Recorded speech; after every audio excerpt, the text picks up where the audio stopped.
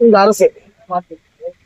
நீங்க ஒரு குறிப்பிட்ட காலத்துக்கு முன்னாடி போனா ஒரு 80கள்ல 90கள்னா ஆசிரியரை பார்த்தா மாணவர்கள் பயப்படுவாங்க, ஒழுக்க நெறிகளை பின்பற்றுவாங்க. இப்படி சொன்னா தப்பு செஞ்சா அடிப்பாடுறா திட்டுவாடுறா அப்படின்னு பயப்படுவாங்க. இப்ப இருக்கிற கால சூழ்நிலையில மாணவர்கள் ஆசிரியர்களுக்கே மதிப்பு கொடுக்குது.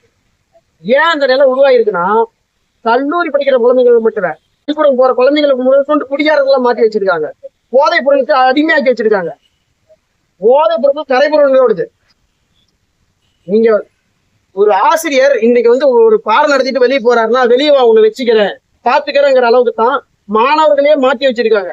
ஒரு நாடு என்பது அந்த நாட்டில் இருக்கிற கல்வி செல்வத்தை பாதுகாக்கணும்.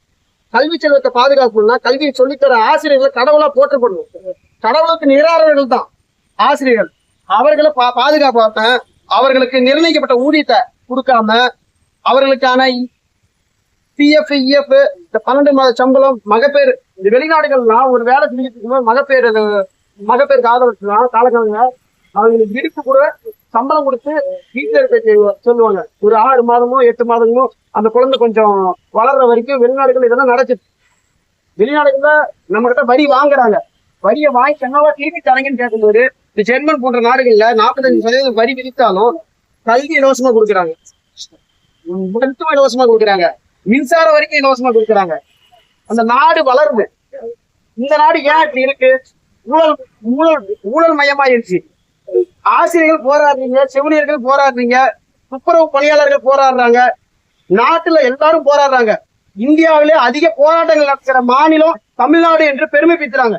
எல்லாரும் நாங்க இவ்வளவு போராட்டங்களுக்கு அனுமதி கொடுத்திருக்கோம், இவ்வளவு போராட்டங்கள் நடக்குது, நாங்க போராட்டம் நடத்துறதுக்கு அனுமதி கொடுத்து நாங்க அது நடந்துட்டு போகணும்னு விடுறோம் அப்படிங்கிறாங்க. போராடும் நிலைக்கு தள்ளியது யாரு? நம்ம உரிமையை நமக்கு கிடைச்சிருந்தா நாம ஏன் போராடுற நிலைக்கு தள்ளப்படுறோம்? நாம ஒண்ணு சும்மா கேட்கல, செய்த வேலைக்கு சம்பளம் அது கொடுக்க வேண்டியது அரசோட கடமை இல்ல. அதை கொடுக்காம நம்மள போராட தள்ளுறாங்க.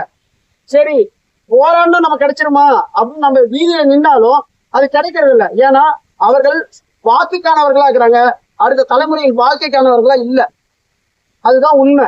வெறும் 1000 1500 ஓட்டை கொடுத்து காசை கொடுத்து வாங்கி நம்ம நாட்டை குட்டிச்சோராக்கி வச்சுக்கிறாங்க. இந்த நிலை மாறணும். ஆசிரியர்கள் மட்டும் இல்லாம எல்லா அரசு துறையில இருக்கிற ஆட்களுக்கும் சரியான ஒரு சம ஊதியம் கொடுத்து இந்த நாட்டை வளமாக மாற்றுவதற்கு நீங்க ஆசிரியர்கள் தான். நீங்க எல்லாரையும் உருவாக்குறீங்க. ஐயா சொன்ன மாதிரி எல்லாரையும் உருவாக்குறது ஆசிரியர்கள் தான். அப்ப உங்களை விட மேன்மையானவர்கள் யாரும் இல்லை. இந்த நிலையை மாற்றணும். நாம் தமிழர் கட்சி அண்ணன் செந்தமிழ் சீமான் எப்போதுமே ஆசிரியர்களை போற்றி பேசுவாரு. அந்த நான் முதல்ல இந்த 2 டைலாக் சொன்னது அதுக்குதான். அந்த வசனங்கள் அது ரொம்ப மிக பிடிச்ச வசனம். ஒரு நாட்டின் வளம் என்பது அந்த வகுப்பறையில இருந்து தான் தீர்மானிக்கப்படுது. வகுப்பறையில தான் நீங்க யார் யாரு என்ன ஆகுறீங்க. ஐயா சொன்ன மாதிரி நீங்க எம்எல்ஏவா இருந்தாலும் சரி, எம்பியா இருந்தாலும் சரி, எல்லாருமே உங்ககிட்ட இருந்து படிச்சு போனவங்க தானே தவிர வேற வானத்துல இருந்து குதிச்சவங்க இல்ல. அப்படி படிச்சு போனவங்க கூட அத உங்களோட வழியை புரிஞ்சிக்காம அதை தள்ளி போடுறதுதான் ரொம்ப சோர்வை தருது.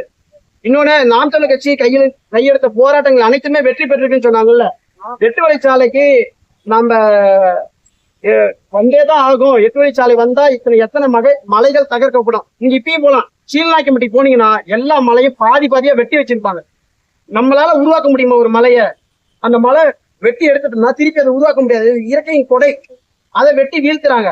அப்ப நம்ம அண்ணன் வந்து வேற ஒரு வழக்குல ஓமலூர்ல கையெழுத்து போட்டிருந்தாரு. என்ன வழக்குன்னா, விமான நிலைய விரிவாக்கத்துக்கு விவசாய நிலங்களை கையகப்படுத்தினாங்க.